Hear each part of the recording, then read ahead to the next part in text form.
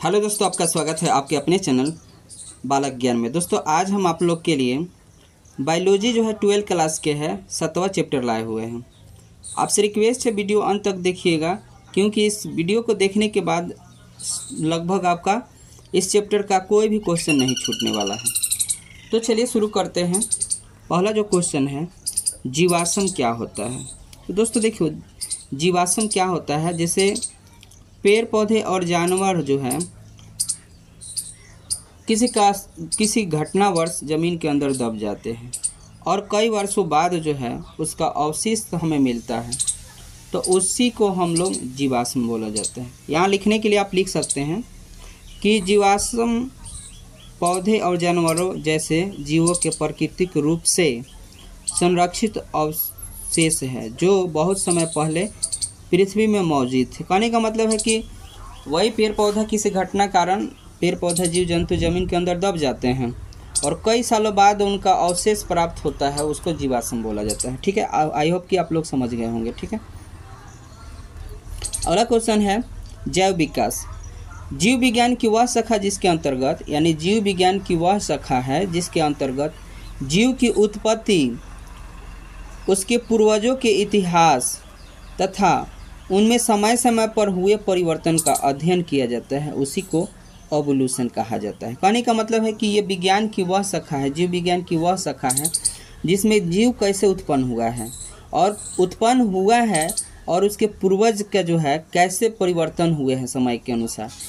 अर्थात हम ये कह सकते हैं कि पहले हम लोग कैसे थे, बंदर के समान लोग कहता है, आदि मानव थे, किस तरीक़ा से ये परिवर्तन हुआ, उसी को हम लोग जैव विकास बोलते हैं। ठीक है, अगला क्वेश्चन जो है उपार्जित लक्षण। देखिए, उपार्जित लक्षण क्या होता है, वातावरण के सीधे प्रभाव से या अंगों के कम या अधिक उपयोग के कारण जंतु के शरीर में जो परिवर्तन होता है उसी को उपार्जित लक्षण बोलते हैं। अर्थात कह सकते हैं, मान लीजिए, कहने का अर्थ है कि जिस अंग को ज़्यादा उपयोग करते हैं उसमें वृद्धि हो रही है, तो उसको जो लक्षण दिख रहा है उसको उपार्जित लक्षण। कहने का मतलब समझिएगा, अगर मान लीजिए आप जिम करते हैं, व्यायाम करते हैं, तो आपके शरीर में बदलाव आएंगे। ठीक है, तो ऐसे देखिए यहाँ पे बोला है अंगों के कम या अधिक उपयोग के कारण जंतु के शरीर में जो परिवर्तन होता है। कहने का मतलब है कि आप जिम कर रहे हैं, हो सकता है ये जिम कर रहे हैं तो आपके शरीर में परिवर्तन होगा, तो इस परिवर्तन को उपार्जित लक्षण भी बोलते हैं। या हो सकता है वातावरण के अनुसार शरीर में कुछ परिवर्तन हो रहा है, तब हम इसको बोलेंगे उपार्जित लक्षण है ये। ठीक है, अगला जो क्वेश्चन है अनुकूली विकिरण किसको बोलते हैं। तो देखिए,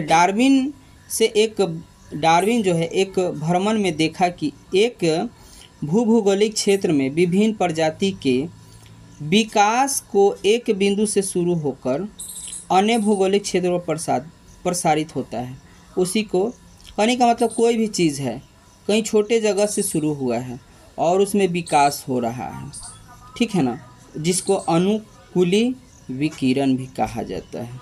ठीक है, अगला जो क्वेश्चन है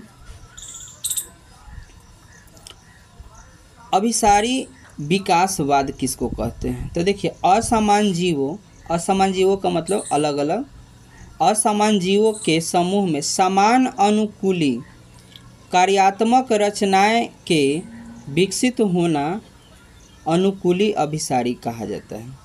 कहने का मतलब देखिए दोस्तों, एक बात यहाँ समझात अंग से जुड़ गया। कहने का असमान मतलब क्या हुआ कि उत्पत्ति की दृष्टि से अलग हुआ, काम अलग, उत्पत्ति के दृष्टि से जो है समान हो, कार्य अलग अलग करता है। या मतलब कहने का मतलब है कि समजात और असमजात के जो है डिफिनेशन, इससे ही निकल के आता है अभिसारी विकासवाद। अभी हम लोग देखते हैं समजात अंग किसको कहते हैं, फिर ये भी आपको समझ में आएगा। देखिए, समजात अंग वैसे अंग को कहते हैं जो आधारभूत संरचना में समान हो किंतु कार्य अलग अलग करे। अब देखिए, यहाँ पर वही बात है, समूह में समान हो, अनुकूलित क्रियात्मक रचना में विकसित होने, कहने का मतलब अब उसमें विकास कर रहा हो। ठीक, अगला जो क्वेश्चन आया, लमार्कवाद। लमार्क ने जैव विकास के संबंध में उपार्जित लक्षणों की वंशागति नामक सिद्धांत दिया था। लमार्क के अनुसार अंगों के उपयोग एवं अनुप्रयोग के द्वारा लक्षण की वंशागति होती है, उन्होंने बताया था। लमार्क बोले थे ना कि जिस अंग को जितना उपयोग कीजिएगा उसमें उतना वृद्धि होगा, और ये जो है आगे वंशागति चलेगा, यानी आने वाले पीढ़ी में भी ऐसा ही होगा, उन्होंने ऐसा बोला था। लेकिन यहाँ पर जो है डार्विनवाद कुछ और ही बात बोले थे। यहाँ चार्ल्स डार्विन एक अंग्रेज प्राकृतिक वैज्ञानिक थे। उन्होंने क्रम विकास की प्रक्रिया की व्याख्या के लिए एक प्रसिद्ध प्राकृतिक चुनाव का सिद्धांत प्रस्तुत किया, जिसे डार्विनवाद कहते हैं। सन 1859 ईस्वी में चार्ल्स डार्विन द्वारा लिखित एक पुस्तक द ओरिजिन ऑफ स्पीसीज में प्रकाशित हुआ। डार्विन का उल्लेख किया गया है, ठीक है ना। उसमें उन्होंने कहा है ना कि जो ये गुण जो है आनुवांशिक है, और ये आनुवांशिक के ही कारण ये परिवर्तन होते आ रहे हैं। यानी कह सकते हैं कि जो जिराफ के गर्दन है ये आनुवांशिक है, ऐसा इनका मानना था। अगला जो क्वेश्चन है, आनुवांशिक की बहुरूपता क्या होता है। तो किसी आनुवांशिक पदार्थ के एक से अधिक रूपों की उपस्थिति को आनुवांशिक बहुरूपता कहते हैं। कहने का मतलब आनुवांशिक पदार्थ एक से अधिक रूपों में देखने के लिए मिलता है, उसको आनुवांशिक बहुरूपता कहते हैं।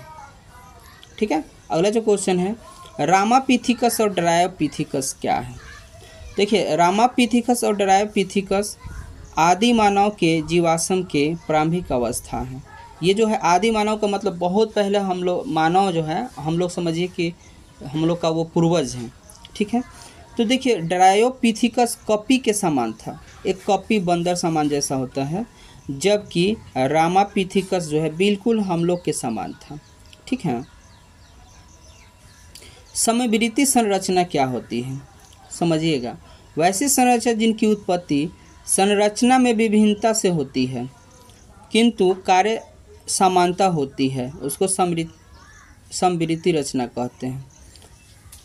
संरचना के विभिन्नता के बावजूद कार्य में समानता होती है, इस प्रकार को अभिसारी विकास भी कहा जाता है। अब देखिएगा क्या है, जैसे में यहाँ पर देखिएगा उदाहरण में तितली एवं पक्षी के पंख। देखिए तितली का भी पंख होता है, पक्षी का भी पंख, लेकिन दोनों का काम देख लीजिए एक है। ठीक, अगला जो क्वेश्चन है, मानव की उत्पत्ति कैसे वैज्ञानिक सिद्धांत से बताइए। देखते कि हम मनुष्य जो हैं होमो वंश के जीव हैं। ठीक है, इसलिए विज्ञान हम मनुष्य को होमो सेपियंस कहते हैं। वैज्ञानिक सिद्धांत से कुछ हद तक आज के मनुष्य रूपरेखा समझाने में कारगर सिद्ध होता है। विज्ञान के अनुसार मनुष्य की उत्पत्ति अफ्रीका महाद्वीपों में रहने वाले ग्रेट एप्स से हुई है। ठीक है,